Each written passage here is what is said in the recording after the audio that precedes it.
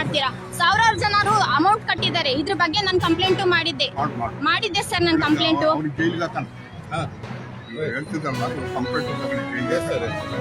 ಏನಾಗಿದೆ ಅಂದ್ರೆ ಕೋಟ್ಯಾಂತರ ರೂಪಾಯಿ ಭ್ರಷ್ಟಾಚಾರ ಆಗಿದೆ ಸರ್.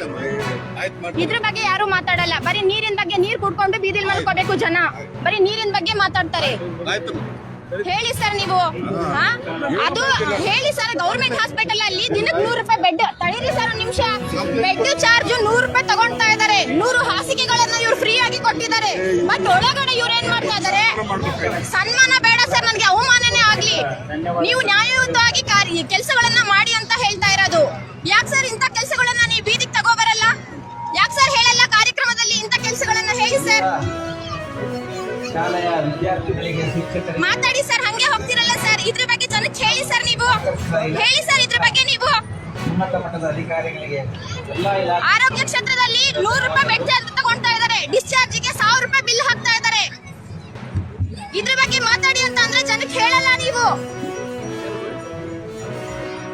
ಈ ಮೀಡಿಯಾದವರು ಹಂಗೆ ಕೆಟ್ಟದನ್ನ ಮಾತಾಡಿ ಅಂತ ಅಂದ್ರೆ ಕೆಟ್ಟದನ್ನ ಪಬ್ಲಿಕ್ ಮಾಡಲ್ಲ. ಅವರು ಮಾಡೋದು ಒಳ್ಳೇದನ್ನ ಮಾತ್ರ ಪಬ್ಲಿಕ್ ಮಾಡ್ತಾರೆ.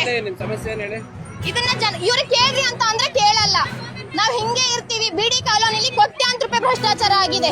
ಜನ ಅಲ್ದಾಡ್ತಾ ಇದ್ದಾರೆ. ನ್ಯಾಯ ಕೊಡ್ಸಿ ಅಂತ ಹೇಳ್ಬಿಟ್ಟು ತಲೆನೇ ಕೆಡಿಸ್ಕೊಳ್ತಾ ಇಲ್ಲ. ಹಂಗೋಗ್ತಾ ಇದ್ದಾರೆ. ಈಗ ಕುಮಾರಸ್ವಾಮಿ ಅವರು ಅನುಭವಿ ರಾಜಕಾರಣಿ. ಅವರು ಹಿರಿಯರು ಅಂತ ಹೇಳಕ್ಕೆ ಹೋಗಲ್ಲ. ಯಾಕಂದರೆ ಅವ್ರಿಗಿನ್ನ ಹಿರಿಯರು ಬೇರೆಯವರೆಲ್ಲ ಇದ್ದಾರೆ. ಅವ್ರಿಗಿನ್ನ ಹಿರಿಯರು ದೇವೇಗೌಡರೇ ಇದ್ದಾರೆ. ಆದ್ದರಿಂದ ಅವರು ಅನುಭವಿ ರಾಜಕಾರಣಿ. 2-3 ಬಾರಿ ಮುಖ್ಯಮಂತ್ರಿಗಳು, ಇವತ್ತು ಕೇಂದ್ರ ಸಚಿವರು.